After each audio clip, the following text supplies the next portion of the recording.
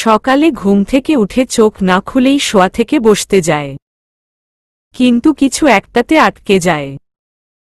তাই আবার বিছানায় মুখ গুজে শুয়ে পড়ে, কিন্তু স্বস্তি পাচ্ছে না। একবার এপাশ তো আরেকবার ওপাশ, কিন্তু দুঃখজনকভাবে কোন পাশেই ফিরতে পারছে না, যেন কেউ দড়ি দিয়ে বেঁধে রেখেছে। এক প্রকার অসহ্য হয়েই তুর উঠতে গেল, কিন্তু পারল না। উল্টে জোর করে উঠতে চাওয়ার কারণে পড়ে নাকে প্রচণ্ড ব্যথা পেল। তুর নাকটা ঘষতে ঘষতে বিরক্তি নিয়ে চোখ খুলল। চোখ খুলতেই চোখের সামনে গোলাপি বর্ণের ফর্সা শক্ত মেঝে আবিষ্কার করে, যাতে ও শুয়ে আছে। কিন্তু এমন কোনো টাইলস হয় বলে জানা ছিল না, কারণ জায়গাটা উঁচু নিচু। তুর কিছুটা ভ্রু কুঁচকে উপরের দিকে তাকাতেই তীব্রের মুখ দেখতে পায়। বুঝতে পারে যাতে ও শুয়ে আছে সেটা কোনো টাইলস নয়, তীব্রের বুক। ব্যাপারটা চিন্তা করেই যেন তুরের মাথায় যেন বাজ পড়ে। ও এবার পুরোপুরি খেয়াল নিয়ে নিজেকে দেখে একই চাদরে নিচে ও তীব্রের খালি বুকের উপর শুয়ে আছে। বুঝতে বাকি থাকে না কি হয়েছে। দ্রুত নিজেকে ছাড়িয়ে উঠতে চায়, কিন্তু ঘুমের মাঝে বিরক্ত হয়ে তীব্র তুরকে বুক থেকে ফেলে ওপাশ ফিরে শক্ত করে জড়িয়ে ধরে।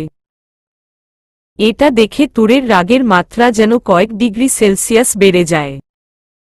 থার্মোমিটারের পারদ যেমন গরম পেলে লাফিয়ে উঠে, ও তেমনি নিজের হাই ভোল্টেজ রাগটাকে কন্ট্রোল করতে না পেরে চিৎকার করে ওঠে।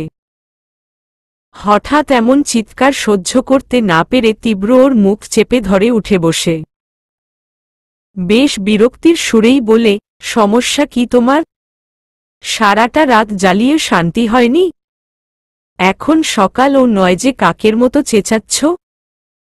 তুর রেগে ওকে ধাক্কা দিতেই তীব্র বসা থেকে শুয়ে পড়ে, আর তুর ওর গলা চেপে ধরে। আরে কি করছো? আপনার সাহস কি করে হয় আমাকে স্পর্শ করার? কেন করলেন এমনটা? প্রচণ্ড চেঁচিয়ে জিজ্ঞেস করে। তীব্র তৎক্ষণাৎ ওকে সরিয়ে উঠে বসে হাঁপিয়ে বলতে থাকে, ঠিক এই কারণেই মেজাজ গরম হয়। কাল আমি নই, তুমি আমাকে টাচ করেছিলে। কি জ্বালানটাই না জ্বালালে। উফ অফ, একদম বাজে বকবেন না। আমি আপনাকে জোর করেছি? কচি বাচ্চা আপনি। আমি বলেছি, আপনি শুনেছেন? আমি জোর করেছি, তাই নিজেকে সেভ করতে পারেনি, নিজে এসব করে এখন আমাকে। কথাগুলো শুনে হাসিতে ফেটে পড়ে তীব্র। আমাকে তোমার কি মনে হয় বলতো? আমি তোমার সাথে জোর করেছি?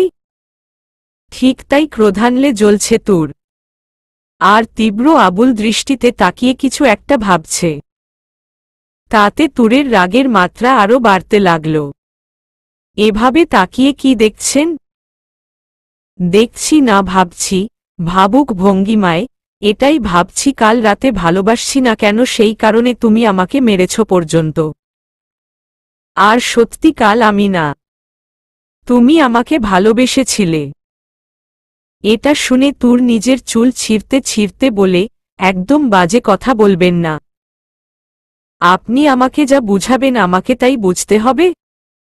আমাকে অবুঝ বাচ্চা পেয়েছেন? কথাটা শুনে চরম বিস্ময়ের ভাব মুখে ফুটিয়ে তুলে নিজের হাত দিয়ে মুখ ঢেকে বলে, তুমি আর বাচ্চা? এতদিন ভাবতাম তুমি ছেলেমানুষ, কিন্তু এখন সেই ধারণাও নেই। কাল যা করেছ আমার সাথে, একদম মিথ্যে বলবেন না। তীব্র মুখে বিরক্তির রেশ ফুটিয়ে বলল, বিশ্বাস হচ্ছে না তো দাঁড়াও দেখাচ্ছি। তারপর কিছু একটা নিতে বিছানা ছেড়ে উঠল। তুরের দিকে তাকিয়ে প্রচণ্ড রাগ ফুটিয়ে বলল, আমি জানতাম তুমি এমনটাই বলবে, তাই সাক্ষী প্রমাণ সব রেডি করে রেখেছি। তীব্র কাঁচা কাজ করে না বলেই মোবাইলটা তুরের সামনে ধরে। নিজেও দেখ, আমি ভালোবাসতে চেয়েছি নাকি তুমি? মোবাইলের স্ক্রিনে দৃষ্টি দিতেই তুর দেখে ও নেশাগ্রস্ত অবস্থায় ওকে ভালোবাসতে বলছে। তারপর নিজেই তীব্রের কপালে চুমো দিচ্ছে। নিজের এমন কাজেও বেশ লজ্জা পেল। আর তার চেয়েও বেশি রাগ লাগল তীব্রের উপর। ও রেগে তীব্রের মোবাইল নিতে ধরলেই তীব্র তা সরিয়ে নেয়। উহুমম বোকা পাখি, সেটি হচ্ছে না। এটা তো তোমাকে দিতে পারছি না। ওটা এখনই দিন বলছি। ভ্রুকুচকায় তীব্র। কেন, পুরোটা ফুটেজ দেখার ইচ্ছে হচ্ছে। দেখুন, এইটুকু বয়সে তোমার জন্য আর কত কিছু দেখতে হবে আমার। উফ হাফ ছেড়ে। এটা শুনে তুর চেঁচিয়ে বলে, আমি না হয় নেশায় ছিলাম তাই এমন করেছি, আপনি কেন? তীব্র ওর কথায় আকাশ থেকে পড়ার রিয়েকশন দেয়। আমি কেন তোমাকে বাধা দেব? যার ভালোবাসা মানে যে বউয়ের ভালোবাসা পাবার জন্য আমি 7 বছর ছটফট করেছি, সে কাল রাতে নিজে থেকে আমাকে ভালোবাসতে বলেছে আর আমি তাকে ফিরিয়ে দেব? বোকা নাকি তুমি? তীব্র 1 মিনিট। আচ্ছা, নেশায় ছিলে মানে? হেসে দেয়। মানে নেশায় থাকলে কি তুমি সবসময় এমন কর? তুর অগ্নিদৃষ্টি নিক্ষেপ করে। তীব্র তাতে চুপ। সরি, একটু বেশি বলে ফেলেছি। বাই দা ওয়ে, তুমি এতটা রোমান্টিক হতে পারো আমি ভাবতেও পারিনি। তীব্র, আপনি মোবাইলটা আমাকে দিন। তীব্রের কাছ থেকে মোবাইলটা নেওয়ার জন্য জবরদস্তি শুরু করে, কিন্তু লম্বা হাতের কারণে নাগাল পাচ্ছে না। এক পর্যায়ে নিজের বাহু বন্ধনে আবদ্ধ করে তীব্র। মোবাইলটা দিবেন কিনা? তুরের কোনো খেয়াল নেই তীব্র ওকে ধরে রেখেছে। তাই তীব্র বলে উঠে, কোনটা ছাড়? মোবাইলটাকে নাকি তোমাকে? এই যে কোনো একটাই। এবার তুরের খেয়াল আসে, আমাকে ছাড়ুন, তাইলে কিন্তু মোবাইল পাবে না। রাজি আছো? কিছুটা শান্ত হয় তুর। তারপর তীব্রের চোখে চোখ দিয়ে বলে, ঠিক আছে তাহলে মোবাইলটাই দিন। স্মার্ট উত্তর। মোবাইল পড়ে না দিলেও পড়ে তো ছেড়ে দিতেই হবে, তাই না? আচ্ছা, যখন বলেছি তার মানে মোবাইল তো দিতে হবেই। তবে মনে রেখ, মোবাইল দিলে কিন্তু তোমাকে সহজে ছাড়ব না। রাজি আছো? তুর ক্রোধান্বিত চোখে তাকিয়ে আছে। কিন্তু ওর মোবাইলটা চাই। তীব্র কতক্ষণ আর ওকে জড়িয়ে ধরে থাকবে? ছাড়তে তো হবেই। তাই অ্যাটিটিউডের সাথে বলে দিল, ওকে ডান। ঠোঁটের কোণে তুরের গায়ে জ্বালা ধরানোর বাঁকা হাসি ফুটিয়ে তুলল। ভালো করেই বুঝতে পারছে মোবাইলটা ওর হাতে দিলেই তার দফা রফা করতে চাইবে। কিন্তু কি? মুখে হাসি রেখেই তুরকে মোবাইলটা দিল। হাতে মোবাইল পেয়ে তুরের মুখে দাম্ভিক হাসি দৃশ্যমান হল। চোখের চাহনিতে তা প্রকাশ করল। কিন্তু পর মুহূর্তে তার প্রত্যুত্তর হিসেবে তীব্র রহস্যময় হাসি দেয়, যার কারণ উদ্ধার করতে ব্যর্থ হলেও পরক্ষণেই তা স্পষ্ট হল তুরের সামনে। কারণ মোবাইল লক করা, যা তীব্র ছাড়া কেউ খুলতে পারবে না। রেগে যায় তুর। প্রচণ্ড বেগে ছুঁড়ে মারে মোবাইলটা। কিন্তু কি লাভ? মোবাইল মশাই ভাঙ্গার নাম নিল না। কিন্তু তুরের এই বোকামি দেখে তীব্র হাসিতে গড়াগড়ি খাচ্ছে। তুর এবার প্রচণ্ড রেগে বলে, ছাড়ুন আমাকে। নিজেকে ছাড়াতে চাইলে আরো শক্ত করে আঁকড়ে ধরে তীব্র ওকে। সেটা তো হচ্ছে না। তুমি বলেছিলে ছাড়ুন, ফ্রেশ হতে যাব। অন্যদিকে মুখ ঘুরিয়ে বলল তুর। তা দেখে বাঁকা হেসে বলল, এখন গিয়ে কি করবে? আজ তো তোমার বিয়ে নয় যে তোমাকে তাড়াতাড়ি উঠতে হবে। তুর কঠোর চোখে ওর দিকে তাকায়। আপনি ছাড়বেন কিনা? তীব্র শান্ত চোখে ওর দিকে তাকিয়ে অ্যাটিটিউডের সাথে বলে, না, ছাড়ব না।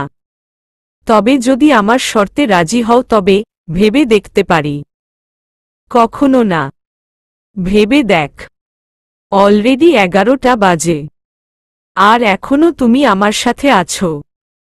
ব্যাপারটা কি ভালো দেখায়? তাছাড়া দরজায় কয়েকবার নক পড়েছে, কিন্তু তোমার জন্য যেতে পারিনি। যেভাবে জড়িয়েছিলে আপনি, রিল্যাক্স তুর। আমি শুধু আমার কথা বলেছি। আমার শর্ত মানবে কিনা? আর যদি না মানো তার জন্যও ব্যবস্থা আছে। যে ভিডিও আমার কাছে আছে সেটা। কি সেটা? সবাইকে দেখাবেন? হেসে উঠে তীব্র। ঠিক তাই। কি করব সেটা পরেই দেখবা। তবে মূল কথা তুমি আমার কথা শুনবা। চুপ করে আছে তুর। এটা দেখে তুরের কপালে ঠোঁট ছোঁয়ায় তীব্র। তারপর ওকে ছেড়ে দেয়। যাও, তোমার জন্য সারপ্রাইজ আছে। রেডি হয়ে নেও। তুর প্রচণ্ড বিরক্ত তীব্রের উপর। তুরকে ছেড়ে দিতেই ওকে ধাক্কা দিয়ে চলে যায়। এটা দেখে কিছুক্ষণ তাকিয়ে থাকে তুরের যাওয়ার দিকে। নিজ মনে কিছু একটা ভেবে নেয়। তারপর গিয়ে মোবাইলটা তুলে ভিডিওটা দেখে। 7 মিনিটের ভিডিও। তীব্র হালকা হেসে উঠে। জানতো তুর এটা নিয়ে কাহিনী করবে। তুরকে তো এতটুকু জানেই এই মেয়ে কোনো মতেই বশ্যতা স্বীকার করবে না। মনে যতই ভালোবাসা থাকুক না কেন, প্রকাশ তো করবেই না, বরং এই পাগলামি বাড়াবে। তুর ফ্রেশ হয়ে বেরিয়ে দেখে তীব্র ওভাবেই বসে আছে। তুর কোনো তোয়াক্কা না করে চুল আঁচড়াতে থাকে। হঠাৎ করেই দেখে তীব্র আয়নায় ওর দিকে তাকিয়ে আছে। বেশ অস্বস্তি হচ্ছে তুরের। কিন্তু তবুও এমন একটা ভাব ধরে আছে যেন কিছুই হয়নি। কিছুক্ষণ পর ও যখন নিজের নজর সরালো না তীব্র, তখন বেশ রেগে গেল তুর। কি হলো? এভাবে তাকিয়ে দেখছেনটা কি? বুঝতে পারছেন না বিরক্ত হচ্ছি আমি? তোমাকে কেমন জানো বউয়ের মতো লাগছে? কথাটা শুনেই তুর আয়নায় নিজেকে খুঁটিয়ে খুঁটিয়ে দেখতে থাকে। কিছুক্ষণ দেখার পর তীব্রকে ভৎসনা করেই বলে, বউ তো আমি তখন ছিলাম যখন আপনি আমাকে বিয়ে করেনি। আর এখনো আছি যখন আপনি আমাকে ডিভোর্স দিয়েছেন। সো বউয়ের মতো লাগলে তাতে দোষ কি? বউ তো নই। তীব্র চুপ। তা দেখে তুর আবার বলে, ছাড়ুন। বলে কি লাভ? আপনি তো আমাকে প্রথমেই বলে দিয়েছিলেন আমাকে বউয়ের সব কাজ করলেও কোনোদিন বিয়ে করবেন না। তারপরেও শুধুমাত্র নিজেকে শুদ্ধ রাখতে আমাকে না জানিয়ে বিয়ে করেছিলেন। সামাজিকভাবে স্বীকৃতি দিয়েছিলেন, তাই বা কম কিসে? এবারও তীব্র চুপ। হোয়াট এভার সে যাই হোক। যা চলে গেছে গেছে। কিন্তু একটা কথা আমি বুঝলাম না। কাল এটা কেন করলেন? আই মিন আপনি তো আমাকে ডিভোর্স দিয়েছিলেন। তাহলে? আমি তো ভালা না সেইটা সবাই জানে। তাহলে আপনি কেন খারাপ হলেন? কথার উত্তর দেওয়ার ইচ্ছে না মানসিকতা তীব্রের নেই। তাছাড়া তুরকে কিছু বলা বা বোঝানো অপাত্রে দান ছাড়া কিছু না। তাই ও কথা না বাড়িয়ে বাথরুমে চলে গেল। তুর ওকে শুনিয়ে বেশ জোরেই বলল, আমি তো ভালা না। কিন্তু এটাও বলতে পারছি না ভালা লইয়া থাইকো। তাই সরি। কারণ আপনার কপালে ভালা নাই। তীব্র ওর কোনো কথাই গায়ে মাখল না। ও শাওয়ার নিয়ে একটা কালো ট্রাউজার আর ছাই রঙের টি শার্ট পরে বাইরে আসে। তোয়ার কাছে যায়। তাইয়ানের কথা জিজ্ঞেস করলে জানতে পারে ও তুরের বাবা মায়ের কাছে আছে। তারপর ও ডাইনিং এ যায়। আজ রাতেই বিয়ে। বাইরে তার তোড়জোড় চলছে। তীব্র খাবার টেবিলে যায়। অনেক বেলা হয়েছে। এমনি তেমন খাওয়া হয়নি। খিদে পেয়েছে। ও টেবিলে বসতেই তায়ান এসে ওর পাশে বসে। সার্ভেন্টরা তীব্রকে খাবার দেয়। আর তায়ানকে তোয়া এসে চা দেয়। তায়ান কোনো কথা না বলে চা খেতে খেতে পেপার দেখছে। তবে ব্যাপারটা তীব্রের কাছে ঠিক লাগছে না। কারণ দুজনেই মুখ টিপে হাসছে। তখনই সেখানে আগমন ঘটে তুরের। ও ঝড়ের বেগে এসেই বলে, আমার খিদে পেয়েছে। খেতে দেও। তোয়া ওর এহেন আচরণে বিরক্তির শ্বাস ছেড়ে সার্ভেন্টদের খাবার দিতে ইশারা করে। তীব্র মাথা নিচু করে খাচ্ছে। কিছুক্ষণ পর ঋদ্ধ আসে। স্যার, আজকে আপনি এত বেলা করে ঘুম থেকে উঠলেন যে? আমি তো ভেবেছি আমার বিয়ের আগে আপনার দেখা পাব না। কথাটা শুনে তীব্রের মস্তক উঠে গেল। তায়ান আর তোয়া শব্দ করেই হাসল। কিন্তু তীব্র ওদের দিকে দেখতেই দেখে দুজনে নিজেদের কাছে ব্যস্ত হয়ে হাসছে, যেন ঋদ্ধ কি বলেছে শুনতে পায়নি। নিজেদের কোনো কারণে হাসছে। আর তুরকে দেখে ওর রাগ লাগল। তুর কিছু হয়নি এমন ভাব নিয়ে খাচ্ছে। তাই ও ক্রোধান্বিত চোখে ঋদ্ধর দিকে তাকায়। ঋদ্ধের চোখে চোখ পড়তেই ও বলে উঠে, স্যার, আপনার ডানথুতনিতে কি হয়েছে? কথাটা শুনে তীব্র সচকিত হয়ে সেখানে হাত দেয়। ব্যথার অনুভব হয়। এবার তায়ান আর তোয়ার হাসার ব্যাপারটা স্পষ্ট হয়। কিন্তু তুরের কোনো খেয়াল নেই। ঋদ্ধ ওকে আবার জিজ্ঞেস করে, কি হলো স্যার? তীব্র বুঝতেই পারছে ঋদ্ধ হাসি মুখে ওর জান কবচ করার ফন্দি এঁটেছে।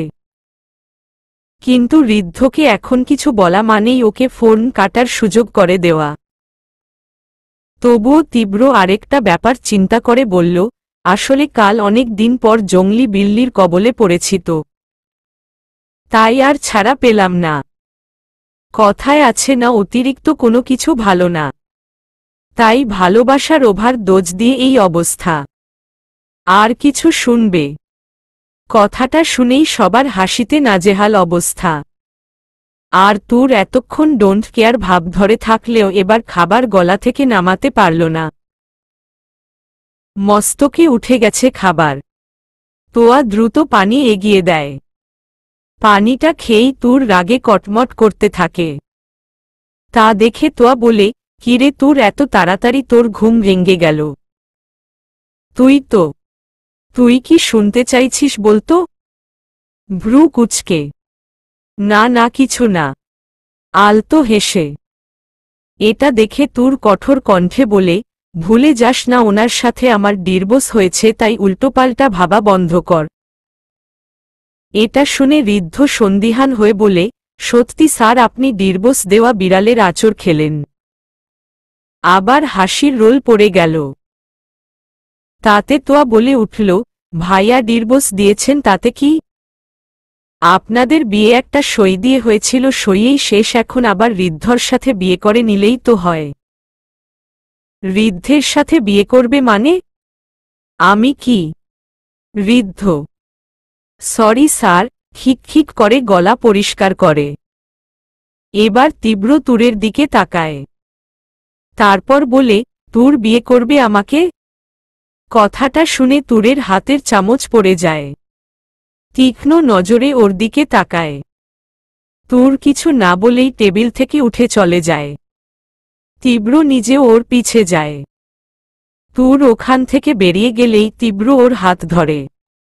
আমার হাত ছাড়ুন তীব্র, না হলে আমি কিন্তু। তীব্র ওকে টান দিয়ে নিজের কাছে নিয়ে আসে।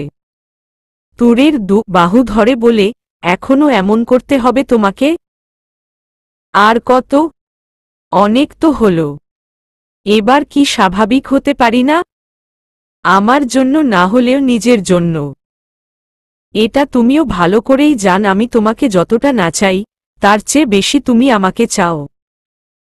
তুর নিশ্চুপ। প্লিজ তুর, চুপ করে থেক না। আপনার সত্যি মনে হয় যা হয়েছে তারপরেও আপনি আমাকে বিয়ে করতে চাননি? আমার সাথে এত কিছু করলেন। আবার যখন আমি অসুস্থ হয়ে পড়েছিলাম তখন আমাকে ছেড়ে চলে গিয়েছিলেন। এখন আবার ফিরে এসে নতুন গান শুরু করেছেন। আর কি চাই আপনার? তুমি ভুলে কেন যাচ্ছ? আমি কিন্তু 6 বছর আগেও তোমাকে বিয়ে করতে চেয়েছিলাম। তখন তুমি পালিয়ে গেছ। তারপর তোমার বাবা মায়ের কাছে বিয়ের প্রস্তাব দিয়েছিলাম, কিন্তু তুমি আর ছেড়ে যাওয়ার কথা। তোমাকে ওয়াদা করেছিলাম। তোমার সুস্থ হওয়ার জন্য দরকার ছিল, কারণ তুমি তখন আমাকে সহ্য করতে পারতে না। তাই যেতে বাধ্য হয়েছিলাম। আর যদি এটা ভাব তোমাকে ভালোবাসি না তাহলে এটাই বলতে হবে, তাহলে এত কিছুর পর তোমার কাছে ফিরেই আসতাম না। তুর চুপ। আমি বলছি না আমি নির্দোষ, কিন্তু সবকিছুর দোষীও নই। তাই আমাকে সব দোষ দেওয়া বন্ধ করো। ডিভোর্স তো দিয়েছিলেন। তীব্রের দিকে তাকিয়ে। কি হল, ডিভোর্স দিয়েছিলেন তো? আর তারপরে বিয়ের কোনো মূল্য থাকে না। আর বিয়ে করলে সেটা অবৈধ হয়। যদি সত্যি বলি, কাল রাতে নেশায় কি করেছি জানি না, কিন্তু এটা জানি যা করেছি তা নজরে পাপ ছিল। তখনও ছিল আর কাল রাতেও। বলেই তীব্রকে ছাড়িয়ে নিতে চায়, কিন্তু তীব্র ছাড়ে না, আরও শক্ত করে ধরে ওকে। যদি জানতে পার তা পাপ ছিল না তাহলে বিয়ে করতে রাজি হবে। অবাক হয়ে তাকায় তীব্রের দিকে। মানে পরেই জানবে। তোমাকে বলেছিলাম না তোমাকে দামি কিছু দিতে চাই। আনমনেই মাথা নাড়ায় তুর। তীব্র ওর হাতে চুমো দিয়ে বলে, সেই জিনিস আমি তোমাকে দিব, কিন্তু একটা শর্তে, যদি তুমি আমাকে বিয়ে করতে রাজি হও তো। যদি বলি আমি চাই না, সেটা দেখার পর যদি তোমার চাইতে মন না চায় তবে বিয়ে করতে হবে না। আর যদি ভালো লাগে তাহলে মনে রেখ আমাকে বিয়ে না করে তাকে ছুঁতেও পারবে না। কিছুক্ষণ ভেবে নিল তুর। ঠিক আছে, তাই হবে। উহুম, এভাবে হবে না। তুরকে দেয়ালের সাথে মিশিয়ে বলে ওর হাতটা তীব্রের বুকে ধরে। তুর বুঝতে পারে না কি করতে চাইছে তীব্র। তখন তীব্র ওর দিকে তাকিয়ে বলে, আমাকে ছুঁয়ে তোমাকে কথা দিতে হবে। যদি তা তোমার প্রয়োজন হয় তো তোমাকে আমায় বিয়ে করতে হবে, এবং আমার অনুমতি নিয়েই তা স্পর্শ করতে হবে। তুর এবার বেশ ঘাবড়ে গেল। তীব্র এতটা জোর দিয়ে কিভাবে বলছে ওকে ছুঁয়ে কথা দিতে হবে? এমনি এমনি তীব্র এমনটা বলবে না। কি হল তুর, আমাকে ছুঁয়ে কথা দিতে ভয় হচ্ছে? তুর এবার নিজেকে শক্ত করে নেয়। তারপর বলে, আপনার কাছে এমন কিছুই নেই যা আমি চাইতে পারি? আলতো হাসল তীব্র। হুমম, শুধু আমি ছাড়া। সে যাই হোক। ওর কানের কাছে গিয়ে ফিসফিস করে বলে, যা দিতে চাই তা তখনই পাবে যখন আমাকে চাইবে। বলেই তুরের গালে একটা চুমো দেয়। আকস্মিক তীব্রের এই কাণ্ডে ভীত হয়ে পড়ে ও। তীব্রকে সরাতে চায়, কিন্তু কি মনে করে ধাক্কা দিতে গিয়েও আঁকড়ে ধরে। তীব্র ঠোঁটের কোণে হাসি তুলে ওর চুল কানে গুজে দেয়। চলে যায় কোথাও। তারপর তীব্রের সাথে ওর আর দেখা হয় না। তীব্র যাওয়ার পর তুর তীব্রের রুমে গিয়ে বসে থাকে, দরজা বন্ধ করে। আর ভাবতে থাকে কি এমন দিতে চাইছে ও। তীব্রের কথায় স্পষ্ট ধারণা পাচ্ছে এমন কিছুর কথা বলছে যা তুর পেতে চাইবে। কিন্তু এমন কি হতে পারে বুঝতে পারে না ও। তুর ভাবতে ভাবতে বিছানায় শুয়ে পড়ে। তখনই খেয়াল হয় কাল রাতে এইখানেই তীব্রের বুকে ছিল ও। সারা জীবন যদি থাকে খুব বেশি খারাপ হবে? হয়তো না, কিন্তু অভিমান, তা যে চেয়েও কাছে যেতে দিচ্ছে না। পরক্ষণেই তুর আবার ভাবল, অভিমানের দেয়ালও কি পেরেছে তীব্রের কাছে যাওয়া আটকাতে? নাকি তীব্রকে কাছে আসতে বাধা দিতে পারছে, বরং না চাইতেও বাধ্য হচ্ছে।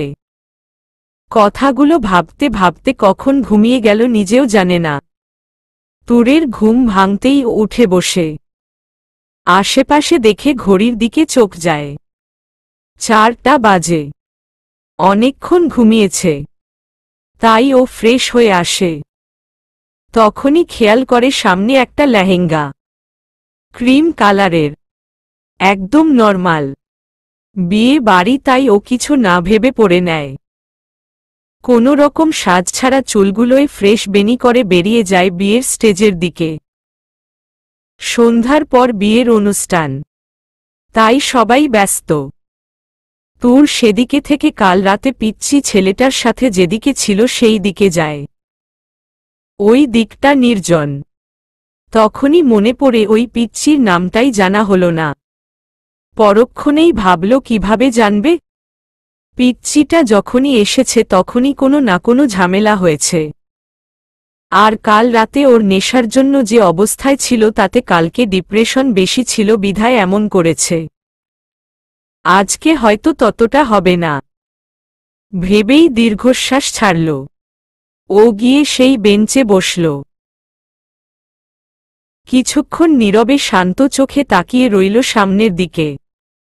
বেশ কিছুক্ষণ এভাবে থাকার পর কারো ডাক শুনতে পায়, এই যে তালপাতার সিপাহী, কি ভাবছ? তুর আওয়াজের উৎসের দিকে তাকাতেই সেই পিচ্চিকে আবিষ্কার করে। অজান্তেই স্মিত হাসে ও। তাইয়ান এসে ওর পাশে পা দুলিয়ে বসে। কাল তোমার সাথে এখানে ঘুমিয়েছিলাম, আর উঠে দেখি ঋদ্ধ আঙ্কেলের কাছে ঘুমিয়েছি। ওকে জিজ্ঞেস করলাম, উনি বলল পাপা মাম্মাকে আনতে গেছে। আমি তো পাপাকে তোমার কথা বলেছি, আর পাপা বলেছে তোমাকে ওনার পছন্দ হয়েছে, আর তোমাকেই আমার মাম্মাম বানাবে। তারপর কিছুক্ষণ চুপ থেকে আবার বলে উঠে তাইয়ান, তাহলে তো কাল পাপা তোমাকেই আনতে গিয়েছিল। এখন বলো পাপা কই? ওর কথায় সচকিত হয় তুর। বিস্মিত দৃষ্টিতে পিচ্চি ছেলেটির দিকে তাকায়। কি হল? পাপাই তো বলেছিল তোমাকে মাম্মাম বানাবে, তোমাকে বিয়ে করবে। তুমি কি আমার মাম্মাম হবে না? তুর কি বলবে বুঝতে পারছে না। বাচ্চাটাকে যে বোঝানো সম্ভব না। মাম্মাম করে পাগল হয়ে গেছে। কি হল বল? তুরের হাত ঝাঁকিয়ে। তুর কি করবে বুঝতে পারছে না। শোন তুই, কিন্তু তাইয়ান কোনো কথাই শুনছে না। তাই তুর রেগে ওকে একটা ধমক দিল। এই ছেলে চুপ। তাইয়ান কিছুটা ঘাবড়ে যায়। এবার তুর রাগী মুখ করে বলে, আগে যা বলছি তার উত্তর দে। পরে ভাবব তোর মা হব নাকি তোর বাবার বউ। হলে তো দুটোই হতে হবে। পাপাই তো বলল বিয়ে করে মা এনে দেবে। তুরের দিকে তাকিয়ে সন্দিহান দৃষ্টিতে। এবার তুরের চুল ছিঁড়তে ইচ্ছে করছে। তুই যদি আরেকবার বলিস।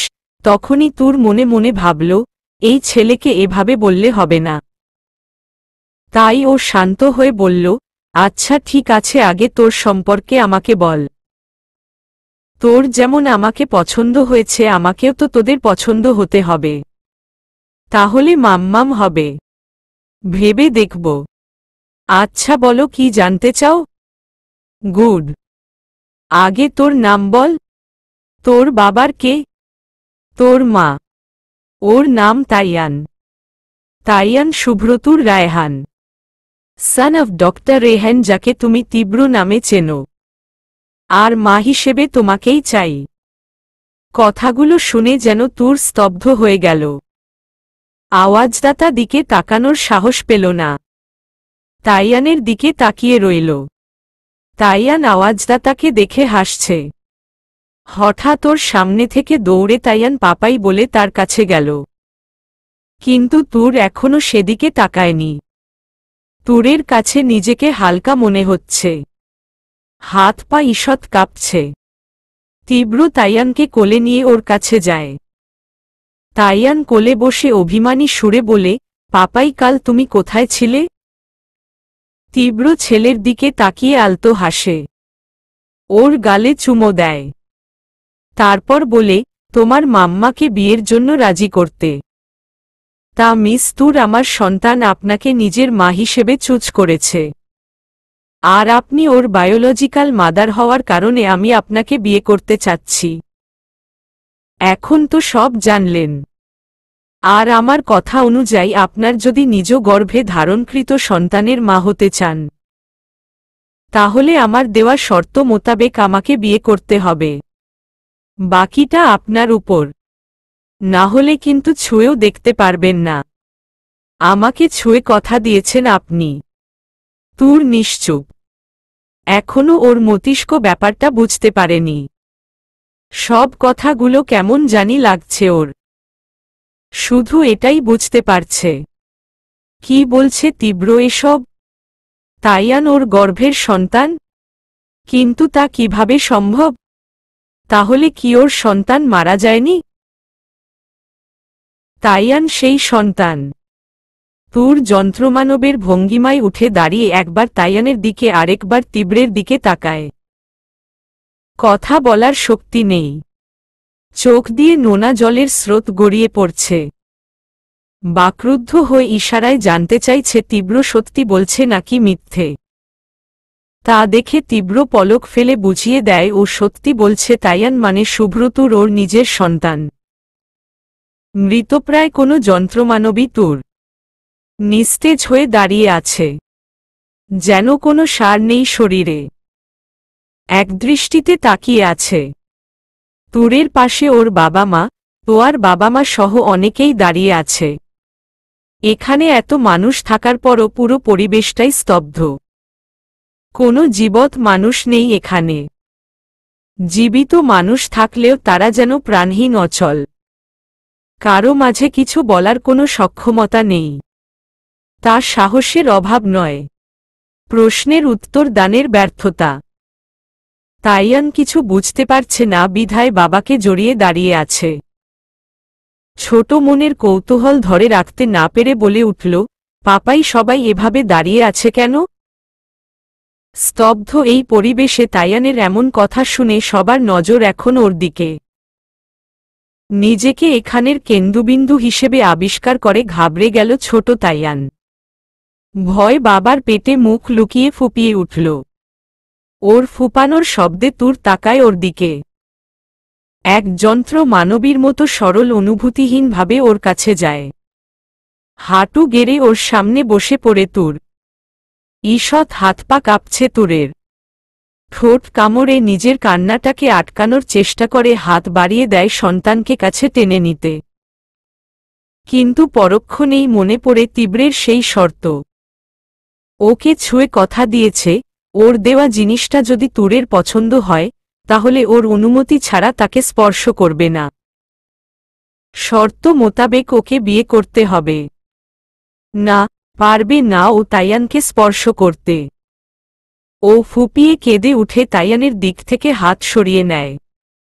সেখানেই থম মেরে বসে শব্দ করেই কান্না করে দেয়। তাইয়ান তুরের এহেন আচরণে আরও বেশি ভীত হয়ে পড়ছে। তুরের দিকে একবার তাকিয়ে আবার তীব্রের পেটে মুখ গুজল। তীব্র ছেলের মাথায় হাত দিল, যা বুঝিয়ে দিচ্ছে ওর পাপা আছে ওর সাথে। ভয় নেই। তুর তাইয়ানের এরকম ভীত রূপ দেখে অশ্রুভেজা করুণ চোখে তীব্রের দিকে তাকায়। তীব্র তাইয়ানের মাথায় হাত বুলাতে বুলাতে তুরের চোখে চোখ রাখে। তুরের চোখে অদ্ভুত এক ব্যথার অনুভূতি দেখা পাচ্ছে। তুরের চোখ পানিতে ভরে আছে। একরাশ মান অভিমান, অসহায়তা ফুটে উঠেছে। তাইয়ান এবার পাপাই বলে প্রায় কান্না করে দিল। ছেলের ভয়ার্ত কণ্ঠের কান্নায় তীব্র তাইয়ানের দিকে তাকায়। হাঁটু গেড়ে ছেলের সামনে বসে পড়ে। তাইয়ানের ছোট ছোট দুটো হাত নিজের হাতে আবদ্ধ করে তাতে চুমো খেয়ে বলে, তোমার মাম্মাম তোমাকে পেয়ে অনেক খুশি তো। তাই তাদের মাম্মা আর পাপাইয়ের সাথে কথা বলবে, যাতে তোমার কাছে থাকতে পারে। কিন্তু পাপা ভেজা কণ্ঠে, কিছু না বাবা, তুমি যেমন কিছু করলে পাপাইকে বলো। তোমার মাম্মামকে তার মাম্মা পাপাকে বলতে হবে তাই না? মাথা নাড়ায় তাইয়ান। তাহলে এখন তুমি এখান থেকে যাও। বড়দের কথায় তোমায় থাকতে হবে না। তাইয়ান একবার তুরের দিকে তাকায়। মাটিতে ওর পাশে বসে কাঁদছে। এটা দেখে তাইয়ান তীব্রকে ছাড়িয়ে তুরের কাছে যায়। তুরকে কাঁদতে দেখে ও কান্না ভেজা কণ্ঠে জানতে চায়, তুমি কাঁদছো কেন? তুর তাইয়ানের দিকে একবার দৃষ্টি দিয়ে আবার নজর নামিয়ে নেয়। গায়ে থাকা লেহেঙ্গা শক্ত করে ধরে ঠোঁট কামড়ে নিজের কান্না থামাতে চায়।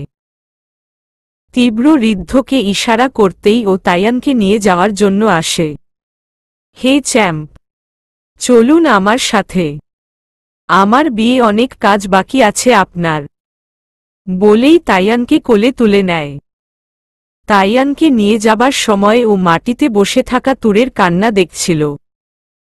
ঋদ্ধ সেখান থেকে বেরিয়ে ওকে একজন সার্ভেন্টের কাছে দিয়ে আবার রুমে ফিরে আসে। ওদিকে তুর তখনও মেঝেতে বসে কাঁদছে। তা দেখে তীব্রের অপরাধ বোধ কাজ করছে। এমন কিছু না করলেই বোধহয় ভালো হতো। ওকে ছুঁয়ে কথা দিয়েছে, এজন্য তুর কোনো অবস্থাতেই ওর কথা ফেলবে না। ভেবেছিল বিয়ের জন্য রাজি হবে, কিন্তু এতটা সিরিয়াস হয়ে তাইয়ানকে স্পর্শ করবে না তা হয়তো ভাবেনি। ও গিয়ে মাটি থেকে তুরকে উঠাতে চায়, কিন্তু তুরকে সোজা করে দাঁড় করাতে পারে না, কারণ তুর নিজের শরীরে কোনো ভর রাখেনি। তবুও অনেকটা কষ্ট নিয়েই ও তুরকে উঠাল। তুরকে উঠাতেই তুর সোজাভাবে দাঁড়িয়ে তীব্রের থেকে নিজেকে ছাড়ায়। দুহাত দিয়ে চোখ মুছে স্বাভাবিক হওয়ার চেষ্টা করল। একটা নিঃশ্বাস ফেলে চোখ খুলতেই মুখে কঠোর ভাবটা ফুটে ওঠে। তীব্রের দিকে একবার দৃষ্টি দিয়ে পরক্ষণেই তা নিজের বাবা মায়ের দিকে দিল। ধীর পায়ে তাদের কাছে গেল ঠিকই, কিন্তু পাশ কাটিয়ে প্রশ্ন ছুড়ে দিল তোর বাবা দিকে। কাকু, তুমি তো বলেছিলে আমার অসুস্থতার জন্য জন্মের সময় আমার মেয়ে মারা গেছে। তাহলে তাইয়ান কিভাবে আমার ছেলে হয়? সবাই চুপ, কেউ কোনো কথা বলার সাহস পাচ্ছে না। এই কয় বছরে তুরের উপর কথা বলার সাহস কেউ দেখায়নি। সবাইকে চুপ দেখে তুর আবার জিজ্ঞেস করল, কি হলো? কথা বলছো না যে? তাইয়ান আমার ছেলে কিভাবে হলো? এবারও সবাই চুপ। ওদের নীরবতা যেন সহ্য হল না তুরের। ওর ইচ্ছে করছে সবকিছু শেষ করে দিতে, ধ্বংস করে দিতে। আর করল তাই। প্রচণ্ড রেগে ওই রুমে যা ছিল সব ভাঙতে শুরু করল। আজ আর কেউ ওকে থামানোর সাহস করছে না। তীব্র চুপচাপভাবে দাঁড়িয়ে আছে। ও চায় তুর নিজের সমস্ত প্রশ্নের উত্তর নিজের ফ্যামিলির কাছ থেকে জানুক। তুর ভাঙতে ভাঙতে চিৎকার করে বলছে, কি হল বলছো না কেন? তাইয়ান আমার সন্তান কিভাবে হলো? হয় তীব্র মিথ্যে বলছে, না হয় তোমরা সেদিন মিথ্যে বলেছিলে। আমার মেয়ে যদি মারা যায় তাহলে তাইয়ান কিভাবে আমার ছেলে হলো?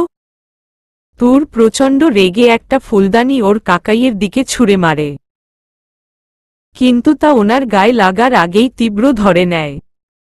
রেগে যায় তীব্র নিজেও। তুরের কাছে গিয়ে তুরকে ঝাঁকিয়ে বলে, শান্ত হও।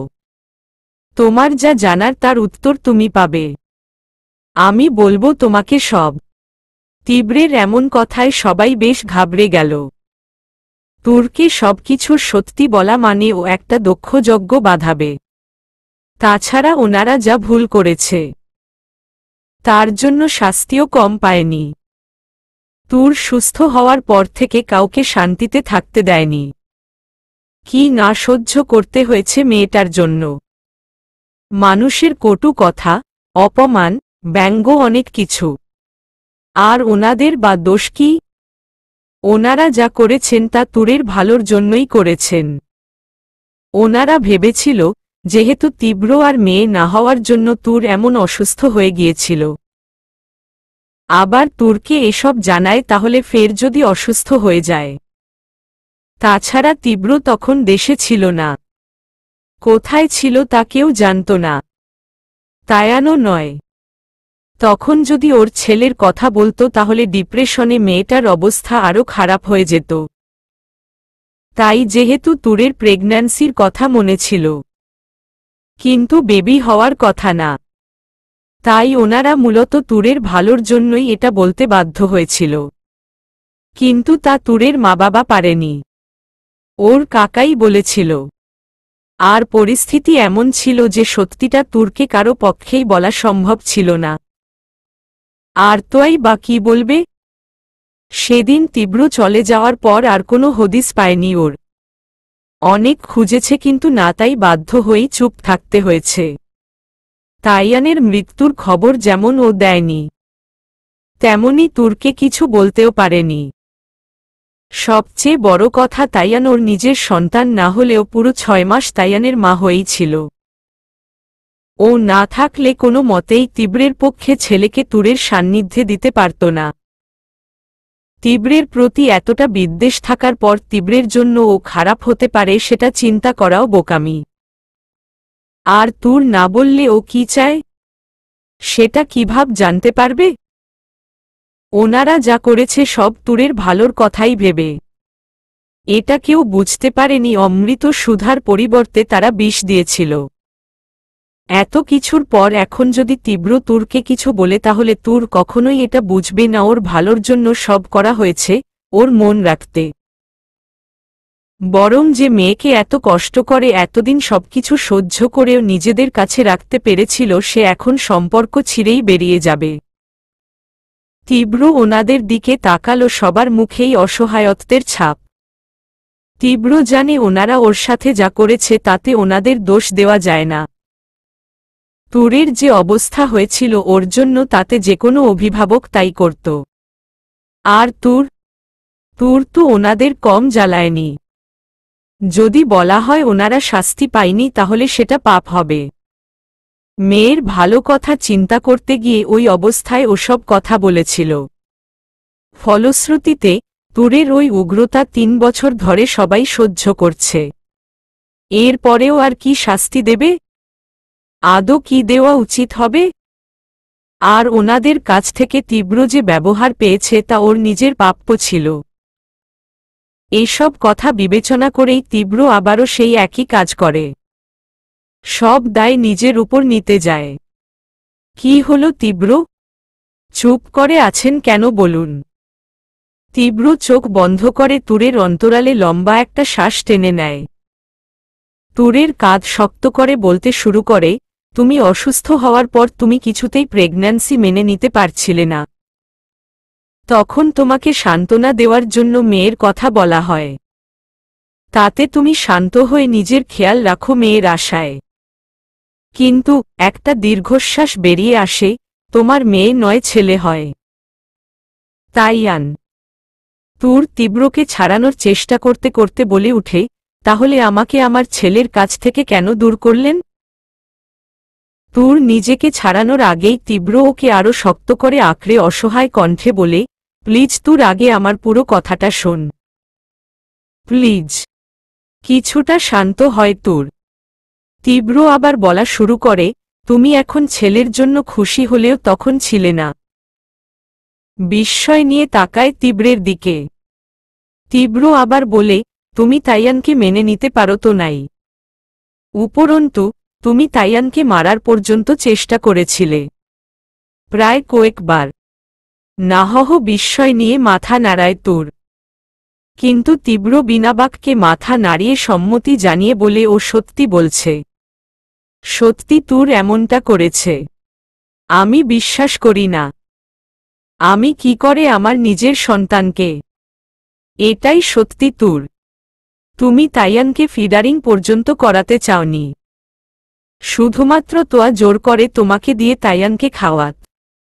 কিন্তু তুর নির্বাক। কিছুক্ষণ চুপ থেকে তীব্র আবার বলা শুরু করে, কিন্তু 6 মাসের মাথায় তোমার পাগলামি আরও বেড়ে যায়। তখন আমার সিনিয়র ডক্টর আমাকে তোমার থেকে দূরে যেতে বলে। যেহেতু তাইয়ানকে সহ্য করতে পারো না আর ওর 6 মাস হয়ে গিয়েছিল তাই আমি ওকে নিজের সাথে নিয়ে যাই। না হলে তোমাকে সুস্থ করা যেত না। তুর নিস্তেজ কণ্ঠে মৃত চাহনিতে নিচের দিকে তাকিয়ে প্রশ্ন ছুড়ে দেয়, তাহলে আমার সুস্থ হওয়ার পর কেন আসেনি? ওনারা কেন আমাকে তাইয়ানের কথা বলেনি? তোমার যে অবস্থা হয়েছিল তাইয়ানের জন্য তাতে ওকে ভুলে যাওয়ার পর তোমাকে ওর কথা বললে তুমি আবার অসুস্থ হয়ে যেতে পারো। তাছাড়া আমি তখন দেশে ছিলাম না। এমতাবস্থায় যদি বাচ্চার কথা তোমাকে বলতো তাহলে তোমার আবার অসুস্থ হওয়ার চান্স ছিল। তাই ও তার মানে এবারও আপনি দোষী, আপনি দায়ী আমার ছেলের থেকে আমাকে দূরে রাখার জন্য। প্রচণ্ড চেঁচিয়ে নিজেকে ছড়িয়ে নিল। ওনারা কিছু বলতে যাবে তার আগেই ইশারায় ওনাদের কিছু না বলার জন্য নিষেধ করে দিল। তীব্র ওর সাথে কথা বলতে চেয়েছে, সবকিছু জানাতে চেয়েছে, কিন্তু ওনারা সেটা করতে নিষেধ করেছে। এটা তীব্র গোপন করে গেল। ও সবাইকে বেরিয়ে যাওয়ার জন্য ইশারা করে। তীব্রের ইশারায় সবাই দ্রুত স্থান ত্যাগ করে। ওনারা চলে যাওয়া মাত্রই তীব্র গিয়ে তুরের হাত ধরে মাটিতে বসে পড়ে। অপরাধীর চোখে ওর দিকে তাকিয়ে নজর আবার নামিয়ে নেয়, যেন ওই চোখে দৃষ্টি রাখার ক্ষমতা নেই ওর। তুর পাথরের মূর্তির ন্যায় দাঁড়িয়ে আছে। যতবার তীব্রকে কাছে টেনে নেওয়ার কথা ভাবে ততবার তীব্র ওকে বাধা দেয়। তীব্র ওর হাতটা নিজের গালে নিয়ে বলে, নিজের হয়ে তোমাকে কোনো সাফাই আমি দেব না তুর, কিন্তু তবুও নিজের সপক্ষে শুধু এতটুকুই বলবো যে পরিস্থিতি আমাকে বাধ্য করেছিল তোমাকে ছেড়ে চলে যেতে। আর তোমার সুস্থ হওয়ার কথা জানার পর আমি দেশে ফিরে আসতে চেয়েছিলাম, কিন্তু সেটা আর সম্ভব হয়নি। কারণ তাইয়ানের তখন খুব খারাপ অবস্থা ছিল। প্রায় 1 বছরের মাথায় ও সুস্থ হয়। তুরের হাত ওর গালে থাকার কারণে তীব্রের চোখের পানিগুলো তুরের হাতে পড়ছে। তুর ওর কথাগুলো শুনে এবার নিচে থাকা তীব্রের দিকে তাকিয়ে অনুভূতিহীন যন্ত্রমানবীর মতো জানতে চায়, তারপর কেন ফিরে আসলেন না তীব্র? তখন ফিরে আসলেও তো আমার জীবনের কিছুটা সময় নষ্ট হওয়া থেকে বেঁচে যেত। ওর এই কথায় তীব্র চোখ তুলে ওর দিকে তাকায়। বসা থেকে দাঁড়িয়ে তুরের চোখে চোখ রেখে বলে, অভিমানী তুমি একা ছিলে না তুর, আমিও ছিলাম। তাহলে এখন কেন এসেছেন? এখন কি অভিমান নেই? মাথা নাড়িয়ে সম্মতি জানায় তীব্র। তখনও ছিল, এখনও আছে, কিন্তু তা ভালোবাসার চেয়ে বেশি নয়। তুমি তো বলেছিলে তুরকে ছাড়া তীব্রের চলবে না। তাহলে অভিমান জমিয়ে রাখি কিভাবে? আমি আসতে চাইনি, নিজের কাছে হেরে বাধ্য হয়েছি ফিরতে। নিশ্চুপ তুর, আমাকে ক্ষমা করে দেও তুর। অনুশোচনার সুরে ধীর গলায় প্রত্যুত্তর দেয় তুর। কেন? নিজের অন্যায়ের জন্য নয়, কারণ সেই 6 মাসে তোমার সাথে আমি যা করেছি তার কোনো ক্ষমা হয় না। তাই তার ক্ষমা চেয়ে তোমার মনের ক্ষতের চিহ্ন রাখতে চাই না। তুমি যদি কোনোদিন নিজে থেকে ক্ষমা করতে পারলে সেদিন নিজেকে এই অপরাধের বোঝা থেকে মুক্ত ভাবব। তুর এবারও চুপ। আমি ক্ষমা চাইছি তোমাকে শর্ত দেওয়ার জন্য, আমাকে ছুঁয়ে যে কথা দিয়েছ তার জন্য। তবে এবার আর কোনো জোর নয়। আমি চাই না তুমি বাধ্য হয়ে কিছু করো। তাই আমার শর্ত আমি ফেরত নিলাম। কারণ আমি জানি আমার উপর যতই রাগ তোমার থাকুক না কেন, আমার কিছু হোক তা তুমি কল্পনাও করতে চাইবে না। তাই তুর ওর দিকে না তাকিয়ে ওর কথা শুনছে। তীব্র ওর কথা শেষ করে চলে যেতে গিয়ে আবার থমকে দাঁড়াল। তুর, আমি তাইয়ানের কথা দেশে ফিরে তোমাকে বলতাম, কিন্তু পারিনি। তাইয়ান ছোট থেকে ওর পাপাইয়ের সাথে বড় হয়েছে, আর ওর ইচ্ছে তীরের মতো ওর ও মাম্মা পাপাই হবে। তাই আমি চাইনি তুমি তাইয়ানের জন্য দায় পড়ে আমার কাছে থাক। তাতে আমাদের সাথে ওর জীবনটাও বিষিয়ে যাবে। তাই আমি আগে তোমাকে আমার স্ত্রী হিসেবে চেয়েছিলাম, যাতে তোমারও মনে না হয় যা করছি তাইয়ানের জন্য করেছি। এবারও তুর কোনো কথা বলল না। এত কিছুর পর শুধু একটা কথাই বলবো, তাইয়ানের যতটা তোমায় প্রয়োজন, আমারও তোমায় ততটাই তোমার প্রয়োজন। তুর ছাড়া তীব্র সত্যি অচল। তবুও বলবো না তুমি বাধ্য হয়ে আমাকে বিয়ে করো, বাকিটা তোমার ইচ্ছে।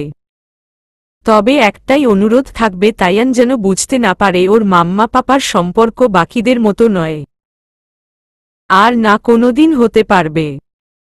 বলেই তীব্র পা বাড়ায় বাইরে যাবার জন্য। তখনই শান্ত গলায় ডাক আসে তুরের, তীব্র। থেমে যায় তীব্র। নিচের দিকে তাকিয়ে 2-একটা ঢোক গিলে নেয় তুর। কিছু একটা বলতে চায়, কিন্তু তা যেন গলা দিয়ে বের করতে পারছে না। হাত পা ঈষৎ কাঁপলেও ঠোঁটজোড়া কাঁপছে প্রচণ্ড বেগে। অস্বস্তি হচ্ছে তুরের। আর তীব্র বাইরে যাবার জন্য পা বাড়িয়ে সেখানে দাঁড়িয়ে আছে তুরের মুখ নিঃসৃত সিদ্ধান্ত শোনার লক্ষ্যে। বহুল কাঙ্ক্ষিত সে বাক্য, যা তীব্র শুনতে চায়, তবে কোথাও মনের মাঝে একটা আশার দীপ জ্বলছে তুর তাই বলবে যা ও শুনতে চায়। তখনই তুর কাঁপা কাঁপা ঠোঁটে আবার তীব্র নাম করতেই তীব্র চোখ বন্ধ করে নেয়। শ্বাস যেন আটকে আসছে। আজ এই অনন্ত মহাবিশ্বের সৃষ্টির মাঝে তীব্রের একটাই চাওয়া, তা হচ্ছে তুরের সম্মতি। নিজেকে ধরে রাখতে পারছে না, তবুও হাত মুঠ করে সামলাচ্ছে নিজেকে। আবারও তুরের ধীর কণ্ঠে তীব্র ডাক শুনতে পেল। তীব্রের ভিতরের উদ্বেগ যেন আরও বেড়ে যাচ্ছে। মনে হচ্ছে বুকে হাজার মন পাথর জমা হয়েছে। এবার তুর মুখ ফুটে কিছু না বললে তার তলে পুষ্ট হবে তীব্র। ওর মুখে আবছা একটাই বিনয়ীর কথা, আসল, প্লিজ বলো তুর, আর পারছি না আমি। পরক্ষণেই তুর দ্রুত গতিতে বলে উঠল, আমি রাজি। কথাটা শুনে তীব্র চোখমুখ খিচে বন্ধ করে উপরের দিকে তাকায়। নিজের ঠোঁট কামড়ে হাত মুষ্টিবদ্ধ করে তুরের অলক্ষ্যে শুধু এটাই বলল, ইস। বুকের পাথর নেমে অসম্ভব হালকা লাগছে।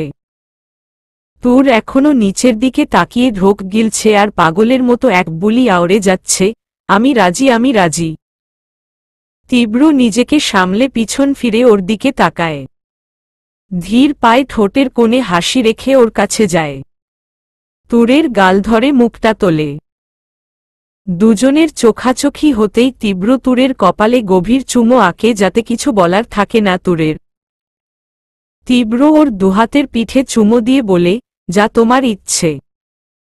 তারপর চলে আসতে ধরলে তুর কাপা কণ্ঠে বেশ জোর নিয়ে বলতে চায়, আমি কিন্তু তাইয়ানের কথা ভেবেই রাজি হয়েছি। যাতে আমার সন্তানের খুশি রয়েছে। বলেই জোরে জোরে শ্বাস নিতে শুরু করে। তুরের এমন কথায় তীব্রের ঠোঁটের এক কোণে দাম্ভিক রহস্যময়ী হাসি ফুটে ওঠে। কিন্তু তা তুরের অলক্ষ্যে। সেই হাসির মানে উদ্ধার করলে একটাই উত্তর পাওয়া যাবে। তুর নিজের সবচেয়ে বড় শত্রুর কাছে আত্মসমর্পণ করল। তাও আবার শত্রুকে দয়া করে। তাতে তীব্রের কিছু আসে যায় না। কারণ যুদ্ধে জিততে পারাটাই বড় কথা। ইতিহাস জয়টাকেই মনে রাখে, কিভাবে জিতল তা না। আর তীব্র হয়তো এই কারণেই ছোট ছোট হার স্বীকার করেছে, যার প্রাপ্য হিসেবে শতরঞ্জ খেলায় জিতে নিয়েছে তুরকে। কথা না বাড়িয়ে আবার সেই বাক্যটাই উচ্চারণ করল, যা তোমার ইচ্ছে। বলে বেরিয়ে যায়। কি আসে যায়? গন্তব্য যদি পেয়ে যায় তাহলে কোনো রাস্তায় হাঁটল সেটা কে দেখতে যায়? তীব্র চলে যায়। আর তুর। সন্ধ্যার পর সবাই তুরকে সাজাতে ব্যস্ত। ঋদ্ধের বউকে অন্য রুমে সাজাচ্ছে। দুজনের বিয়ে একসাথেই হবে। সেটা এখন নাকি আগে থেকে ঠিক করা হয়েছে তা বোঝার উপায় নেই। আয়োজনই ছিল এমন। তুর বসে বসে শুধু নিজের সাজটা আয়নায় দেখছে। কয়েক বছর আগেও ও এই রকমভাবেই বউ সেজেছিল তার ভালোবাসার মানুষকে বিয়ে করার জন্য। আর আজও তাই। তখনও তুর চুপচাপ ছিল, আজও তাই। তখনও যেই মানুষটাকে বিয়ে করার কথা ছিল আজও তাই। পার্থক্য শুধু এতটুকুই, তখন পালিয়ে গিয়েছিল আর আজ স্বেচ্ছায় তাকে আপন করে নিতে যাচ্ছে। তাহলে কেন পালালো তখন? সেই তো তার জন্যই নিজেকে শেষ করতে হয়েছে। হয়তো এই জন্য পালিয়েছিল, যাতে ওদের গল্পের একটা নতুন অধ্যায় শুরু হবে, যা তীব্র বা তুর নয়, ঠিক করবে নিয়তি। তখন যদি না পালাত তাহলে হয়তো তীব্রতুরের গল্পটাই এমন হতো না। তাই নিয়তির চাওয়া ছিল এটা। এসব ভাবতে ভাবতে কেউ তুরের কাছে এসে ওর গায়ে হাত দেয়। নিজের খেয়ালে হারানো তুর বাস্তবে ফিরে আসে তার ছোঁয়াতে। তার দিকে তাকাতেই দেখে তাইয়ান দাঁড়িয়ে আছে। তুর হালকা হেসে তাইয়ানকে কোলে নিতে চায়, কিন্তু তাইয়ান সরে যায়। অপ্রস্তুত হয়ে পড়ে তুর কিছু বলতে যাবে তার আগেই তাইয়ান বলে উঠে, বললে তো আমার পাপাই নাকি বুড়ো। এবার ভ্রু নাচিয়ে, সেই তো বুড়ো হ্যান্ডসামের সাথেই বিয়ে হচ্ছে। এবার আমার মাম্মাম ও হচ্ছ। কি জানি বলেছিলে? ভাবনার ভঙ্গিতে গালে আঙুল দিয়ে মনে করতে করতে, হ্যাঁ আমি নাকি আমাকে নাকি তোমার ছেলের মতো লাগি না। এবার কি করবা? বলেই খিকখিক করে হেসে দেয়। তুর আগেই বুঝেছে তাইয়ান কতটা দুষ্ট। এখানে যে তাইয়ান ফোন কাটতে এসেছে বুঝতেই পারছে। আসলেই ছেলে হয়েছে। মাম্মা পাপার বিয়েতে এসে মাকেই ফোন কাটছে। ছেলে হয়েছে তো কি ছেড়ে দেবে তুর? প্রশ্নই আসে না। তুই কি চাস বিয়েটা ভেঙ্গে দিব? তাইয়ান দাম্ভিক কণ্ঠে নিজের গোফ না হওয়া নাকের গোড়ায় আঙুল দিয়ে ঘষে বলল, ট্রাই করে দেখ। আমার পাপাই ঠ্যাং ভেঙ্গে রেখে দেবে। আর আমি ঝগড়া করব। হা হা। ওর কথায় রেগে গেল তুর। মাছেলের এই কাহিনীতে তোয়াসহ বাকি সবাই হাসিতে গড়াগড়ি। তুরকে বউ সাজানো শেষ। শুধু গয়নাগুলো পরালেই হবে। তখনই সেখানে আগমন ঘটে তীব্রের। ব্ল্যাক শেরওয়ানি, যার মাঝে চকলেট কালারের কাজ। ও ভিতরে ঢুকতেই তুরের সাথে চোখাচোখি হয়। ওকে দেখে তাইয়ান হাসতে হাসতে বলে উঠে, পাপাই তালপাতার সিপাহী নাকি বিয়ে করবে না। আমিও বলেছি তুমি ওর ঠ্যাং ভেঙ্গে দেবে। ওর কথায় আলতো হাসে তীব্র। তুর মুখ ফুলিয়ে বসে আছে। এই ছেলে সৎ ছেলের চেয়ে কম কিছু না। বুঝতেই পারছে ভবিষ্যৎ জীবন অন্ধকার ওর। তীব্র গিয়ে তাইয়ানকে চুমু খেয়ে বলে, ডানা ভাঙে পাখি আটকায় বোকারা। কারণ তাতে পাখির সৌন্দর্য নষ্ট হয়ে যায়। পাখিকে ডানা ভেঙে ৯ পোষ মানাতে হয়। মায়া ধরাতে হয়। ছোট তাইয়ানের মাথায় এত বড় বড় কথা ঢুকল না। কিন্তু তুরের বুকে কাওড় দিচ্ছে। তীব্র ওকে উদ্দেশ্য করেই বলল, কিন্তু কেন? আচ্ছা বাবা তুমি গিয়ে দেখ তো ঋদ্ধ আঙ্কেল রেডি কিনা, না হলে কিন্তু বিয়ে হবে না। এই কথায় তাইয়ান আর দেরি করল না। চলে গেল। যে করেই হোক তালপাতার সিপাহীকে মা করেই ছাড়বে। ও যেতেই তীব্রের ইশারায় সবাই রুম থেকে বেরিয়ে যেতেই তীব্র দরজা লক করে তুরের কাছে যায়। তুর চেয়ার থেকে উঠে দাঁড়াতেই তীব্র বা হাতে ওর গলা সমেত ঘাড় স্পর্শ করে। স্পর্শটা আলতো হলেও তার তীক্ষ্ণতা যেন সহ্য হল না তুরের। তুর ওর হাত সরাতে চাইলেও পারল না। তীব্র ওর ঘাড় ধরে নিজের কাছে নিয়ে এলো। কি করছেন তীব্র? হুশস ওদিকে তাকাও। তুরকে আয়নার দিকে তাকাতে বলল। দুজনকে একসাথে দেখতে পায় তুর দুহাতে তীব্রের শেরওয়ানি আঁকড়ে ধরেছে। ঠিক তখনই তীব্র বলল, ভালো করে নিজেকে দেখ তুর। ঠিক সেভাবেই ওরা তোমাকে সাজিয়েছে, যেভাবে ৬ বছর আগে সাজিয়েছিলাম। সচকিত হয় তুর। কলিজা যেন কেঁপে উঠে। এতক্ষণ খেয়াল না করলেও এবার খেয়াল করে। একই সাজে ও আজও দাঁড়িয়ে আছে ও। সেম সাজ, সেম বেনারসি, গহনার বক্সের দিকে চোখ দিতেই দেখে তাও সেম ডিজাইনের। কারণ পালিয়ে যাওয়ার সময় ওর পরনে এসব ছিল, যা যত্নে রেখেছিল তুর। তীব্র আবারও সেম ডিজাইনের জিনিসগুলো ওকে দিল। কিন্তু কেন? তীব্র তুর আর কিছু বলার আগেই তীব্র গহনা নিয়ে আয়নায় দেখে দেখে তুরকে একটার পর আরেকটা পরাতে থাকে। প্রতিটা গহনা পরানোর জন্য নয়, বরং তুরকে গভীরভাবে স্পর্শ করার জন্য। তুর কিছুই বুঝতে পারছে না। অস্বস্তির হচ্ছে। কেন করছে তীব্র এমন? গহনা পরানো শেষ হলে তীব্র পিছন থেকে ওকে শক্ত করে জড়িয়ে ধরে তুরের শরীরের ঘ্রাণ নেয়। নেশাক্ত কণ্ঠে বলে, এই দিনটা 6 বছর আগে আমি চেয়েছিলাম তোর। বড্ড বেশি অপেক্ষা করিয়েছ তুমি আমাকে। তাই তো 6 বছর পরেও তোমাকে তেমনভাবেই সাজিয়েছি যেমনভাবে দেখতে চেয়েছিলাম। তীব্র আপনি ভয়ার্ত কণ্ঠে। চুপ, অনেক শুনেছি, এবার আর কিছু শুনব না আমি। তীব্রের যা চাই, যেমন চাই, যেভাবেই চাই সেটা ঠিক সেভাবেই চাই। তাই তো এই ব্যবস্থা। 6 বছর আগে যা পারিনি সেটা এবার হবে। তীব্রের ভয়ার্ত শীতল কণ্ঠ শরীরে কাটা দেওয়ার মতো। কি বোঝাতে চাইছে তীব্র? মানে রহস্যময় হাসি দিয়ে তুরকে সমেত বিছানায় বসে তীব্র। তারপর ওর গলার নিচের বাইটের জায়গাটায় আঙুল দিয়ে স্পর্শ করতেই কুকড়ে উঠে তুর। তা দেখে তুরকে ছেড়ে বিছানায় শুয়ে পড়ে তীব্র। কিছুক্ষণ বাদে তুরকেও টেনে নেয়। তুরের মাথাটা নিজের বুকের উপর রাখে। এটাই তুর। ভালোবাসি তোমাকে, তবে তা খুব ভয়ঙ্কর নিষ্ঠুরভাবে, যার কল্পনাও কেউ করতে পারবে না। বলেই শক্ত করে তুরকে ধরে। এতটাই শক্ত করে যাতে ব্যথা পায় তুর। তীব্র, বিয়ে করবে আমাকে? আমার জন্য, শুধু আমার জন্য, শুধু আমাকে ভালোবেসে, শুধু আমার কাছে থাকার জন্য, আমাকে ভালোবাসার জন্য, আমার স্ত্রী হয়ে নয়, আমার বন্দিনী হয়ে, আমার বন্ধ দরজায় তুমি হওয়ার জন্য বিয়ে করবে আমাকে?